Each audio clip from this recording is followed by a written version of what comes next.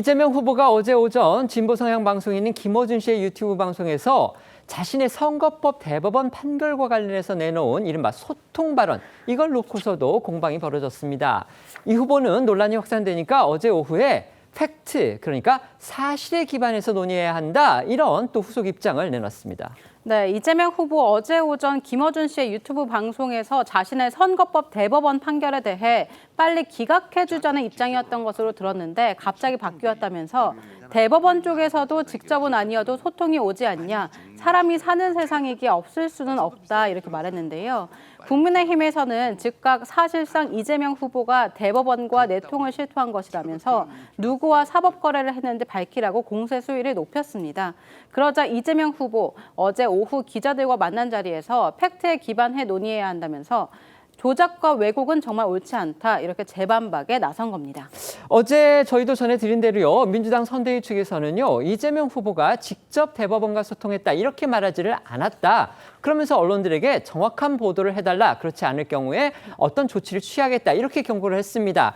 이재명 후보의 어제 그 얘기, 그러니까 조작과 왜곡은 좋지 않다, 옳지 않다, 팩트에 기반해 논의해야 한다, 결국 이 발언과 같은 결로 보입니다. 네, 어제 나온 이재명 후보 발언 그리고 후속 입장까지 직접 들어보겠습니다. 일종의 특종일 수도 있는데 네. 그 얘기를 하면 대법원 쪽에 저한테 직접은 안 오지만 이 소통들이 일부잖아요. 예. 사람 사는 세상에 이게 없을 수 없거든요. 제가 들은 바로는 빨리 정리해 주자였다고. 빨리 기각해 주자. 깔끔하게. 그랬다고 해요. 그런데 어느 날 바뀌었대요. 갑자기. 팩트에 기반해서 논의하는 게 좋겠다는 생각이 듭니다. 조작, 왜곡 이런 것들은 정말 옳지 않다는 말씀을 드리고 그 내용 잘 보시면 좋을 것 같아요.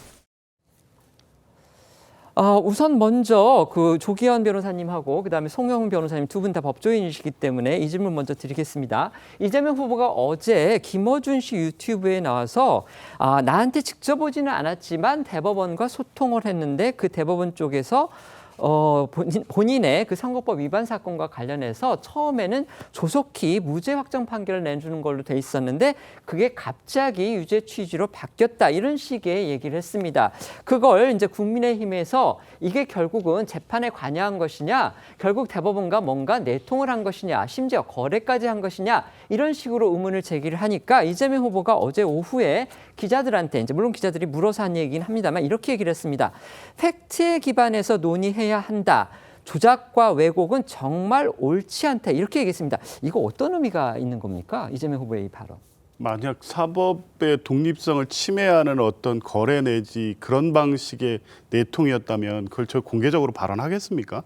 그러니까 통상적으로 이 대법원의 상고심 재판 절차가 너무 이례적으로 신속하게 진행이 되면 이제 알아보는 거죠. 여러 통로를 통해서 흘러다니는 정보 내지 또 유력하게 민주당 내의 법조인들을 통해서 혹시 대법원의 분위기 들은 거 있느냐, 이런 식으로 취합하는 정보의 일환이고, 그중에 신뢰성 있게 들은 정보라고 얘기를 보고를 받았으면 이재명 후보가 보기에 요 정도 얘기는 거의 믿을만한데, 이 얘기를 취합해서 아마 그렇게 해석했을 겁니다. 그리고 그때 최초에 이 대법원이 상고심 선고 일정을 그렇게 잡을 때만 해도 이건 이 항소심의 무죄 선고를 그대로 인정해서 검찰의 상고를 기각할 것이다. 왜냐하면 시간적으로 기록을 검토하고 다시 유죄 취재 파기환송의 판결문을 쓰기에는 그 일정은 도저히 나올 수 없는 일정이라고 보는 것이 법조인 대부분의 어떤 상식적 판단이었기 때문에 그런 얘기들, 대법원 주변의 얘기들을 듣고 한 얘기죠. 그런데 이걸 마치 사법부 내에 어떤 특별한 라인이 있어서 대법관들의 논의 내용을 예를 들면 뭐 특정 대법관을 통해서 들은 것처럼 내통했다거나 이걸 사법 농단이라고 표현하는 것은 실제 사실관계를 왜곡한다는 것이고요. 그 정도의 어떤 뭐 정보와 관련된 상식적인 얘기들은 중요한 재판에 있어서는 늘 해오고 있는 거 아닙니까? 예를 들면 헌법재판소의 윤석열 대통령 탄핵 관련해서 그때 국민의힘 인사들은 이 정도 이상의 정보를 들은 것처럼 거의 명시적으로 수도 없이 얘기를 했습니다. 그때 이제 민주당도 의심을 했었지만 결국엔 아무것도 없지 않았습니까? 유력하게 들었다는 정보도 다 사실이 아니었고요. 철저하게 보관이 유지되는 가운데 4월 4일에 헌법재판소의 결정이 있었습니다. 대법원도 그렇고 헌법재판소도 그렇고 중요 사건에 있어서 그 내부 정보가 그런 방식으로 흘러나가지도 않고 특정 유력 정치인이라고 해서 그 유력 정치인의 그런 정보를 내통 수준으로 빼주는 일은 있을 수도 없습니다. 네.